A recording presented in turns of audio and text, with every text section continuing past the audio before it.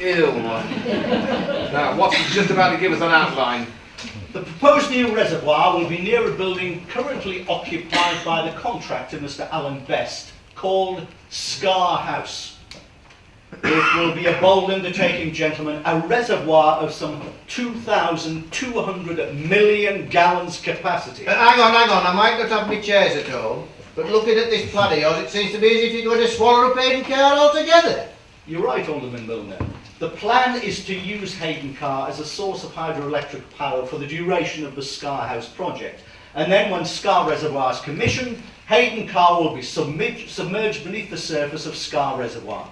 But this Hayden Carr will be Milner! In 100 years' time, people will have forgotten all about Hayden Carr. Students and historians of the future will find little of it remaining. But they will remember Scar. It will be a mighty piece of work and a fitting end to our undertaking. And Leeds has got nothing like it. So, when do we go out to contract? Or indeed, do we need to go out to contract? Well, why don't we build it by direct contract? In other words, we act as our own contractor. I mean, we've got the engineers, we've got the expertise, we know how to employ workforce. What do you think, Watson? There's no reason at all why the corporation shouldn't undertake this work for themselves. Do you remember when we went up to Colsterdale to see Leeds and Harrogate's reservoirs being built? They had a sort of hostel for the workers. They called it the Lesser Hotel Majestic, because they thought it was so posh. Well, we'll take Best's idea, we'll take it one stage further. We'll provide first-class accommodation for all the workers. Aye, we're running water. inside the houses. Hot and cold running water inside the houses. Proper sanitation. Inside the houses, not out in the yard. Proper bathrooms. There'll be a grocer and a butcher and a theatre and a church. We'll give them every luxury possible. And that's just what they did. In 1919, Bradford Corporation approved an estimate of £2,161,500 for the works. On the 14th of May, 1920, after lengthy discussion, It was resolved to construct the works by direct labour under the direction of the waterworks engineer, Mr. Lewis Mitchell. Mr. James Watson, having sadly died in 1919. Sorry. Well, we all have to go sometime. work began on Scar on the 5th of October 1921, when the Right Honourable Lord Mayor of Bradford, Alderman Cady, JP, cut the first stop. And ended on the 7th of September 1936, when, on the occasion of his 68th birthday, Alderman Sir Anthony Gady, TD JP, laid the final coping stone on the parapet and declared the reservoir open. And that's how Bradford got its reservoirs in Nidderdale. More visitors. I hope this is the last. Hang on a minute, you can't say it just like that. No, there's a lot more to Scar than that's what they did, and it began in 1921 and ended in 1936. Yeah, well, because of our reservoir, you just glossed over it. Anyway, you've only told half the tale. What do you mean, half a tale? We've only heard the story from your point of view. Aye, the bosses, the corporation, the waterworks committee. What about the folks who actually built the dams with their bare hands? Who drove the tunnels through? Who laid the rails down? Who quarried the stone out of the hills? Who sweat and toil and strain helped make these plans a reality? Steady on, Lily, steady on. Sorry, I came over okay, hardy-ish. You certainly do make a good point, dear ladies. And Bradford Corporation has always been fair to its workers, so I think we should really let them have their say. Quite right. So after a short break, we'll tell the Scar story in the words of the people who live in Scar Village.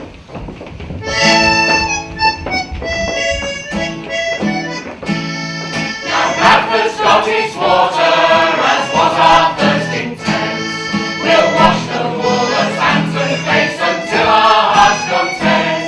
We got just what we wanted, and we have told our tale. And you've got lovely reservoirs up in Nidderdale.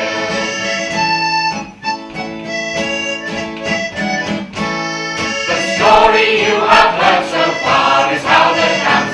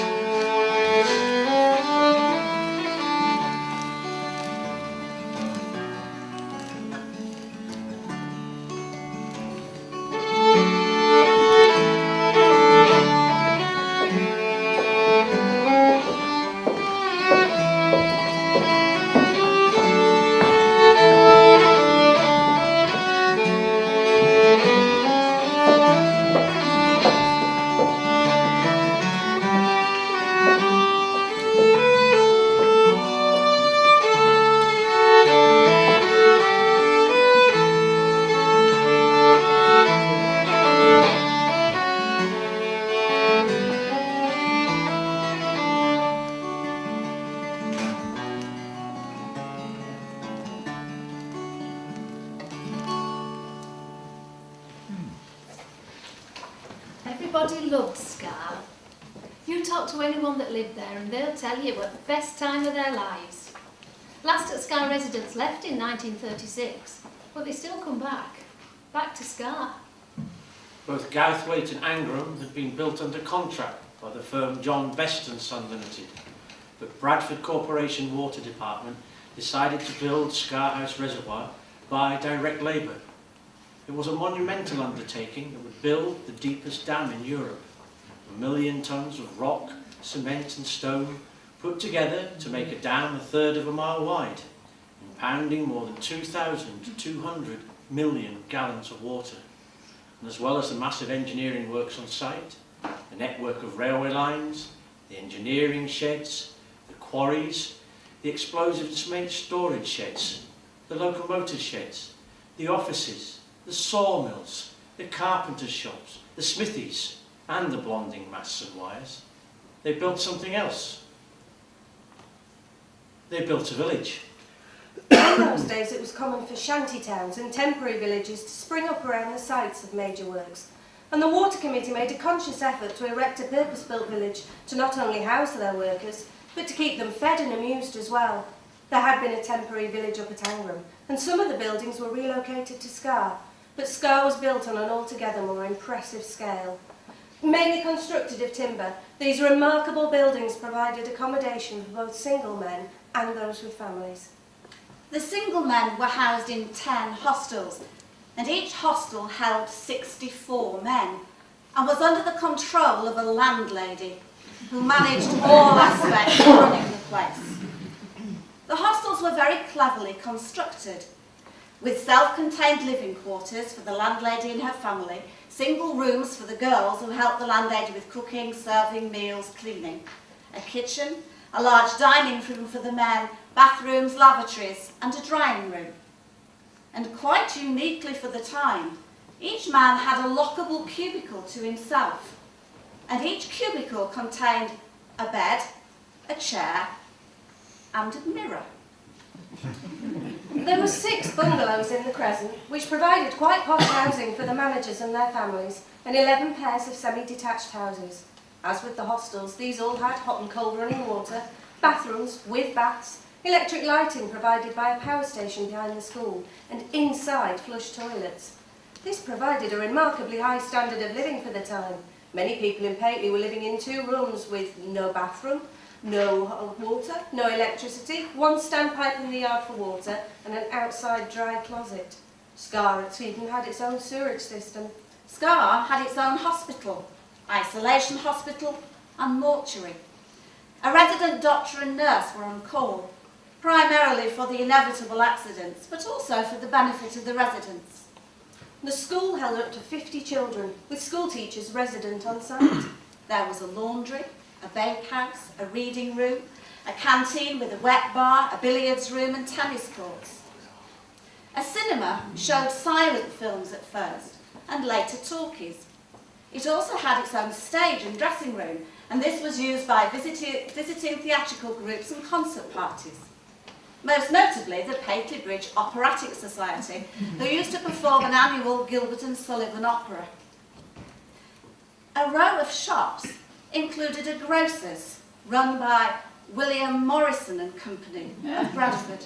There was a hairdresser's and a newsagent's, a fishmonger's, a greengrocer's, a draper's, a butcher's with its own slaughterhouse and a cobbler's.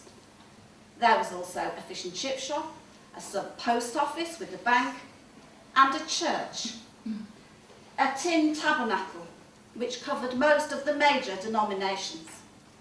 Because of its remoteness, the corporation aimed to make the village self-supporting and tried to provide everything that the workers and their families could possibly need. And this included their spiritual and moral welfare. A man called William Coplestone was appointed as missioner to look after the Scar residents, a task he undertook with great enthusiasm and dedication. So, they built a village, but as you'll hear from the people who lived there, they didn't just build a village, they built a community. My memories of living at Scar are really happy ones. My teenage and early 20s were as happy as anyone could wish for. We lived in a bungalow on the Crescent. It was wooden, and it had a red roof and blue ridge tiles. Shops provided everything we needed, and we were never bored. As well as entertainment that were provided for us and that which we made for ourselves, we used to spend hours just wandering hills, watching teal and curlew and sandpiper and looking for wild flowers. We just loved the peace and solitude, as well as the other moods of Scar. Air that were like a drink of cold water, thunderstorms that were awe-inspiring as thunder rumbled down valley and hills were blazed by lightning. Rain at night, it was like buckets of water being chucked at your windows. And wind at times, it was so strong it could lift a man right off his feet.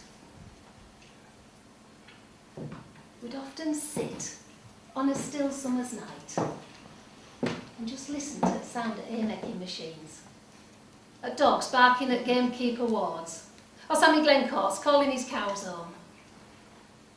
But most of all, I remember the haunting, fluting call of the curlew, and the sound of the water over the dam wall, and of course, the bleating of the sheep. During lambing season, you could often hear plaintive sound, ewes calling out for lost lambs and lambs calling back for the mothers.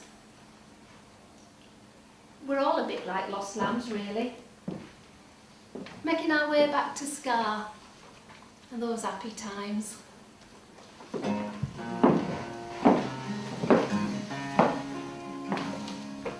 High above on the Nidderdale moor, the sandpiper gives the alarm. The sun slips below the rim of the hill, and peace like a blanket falls down. The curlew gives his mournful cry, wheeling and circling in the sky. There's calm all around the Nidderdale dams, and the ewes are calling out to lost lambs.